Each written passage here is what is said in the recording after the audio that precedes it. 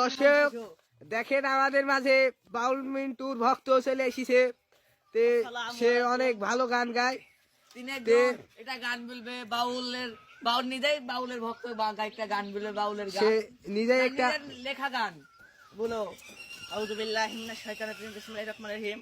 আমাদের গানটা একটা আমি গান করব। আমাদের গানটা যদি ভালো লেগে থাকে এবং আমাদের গানটা কোনো জায়গায় যদি ভুল হয়ে থাকে অবশ্যই মাফ করে দিবেন। আমি এখন একটা গান বলবো। প্রাণ বন্ধু রে বলো, চিনা মানুষ চিনা হয় কি করে? পাঙ্গা বন্ধু রে বলো, চিনা মানুষ চিনা হয় কি করে?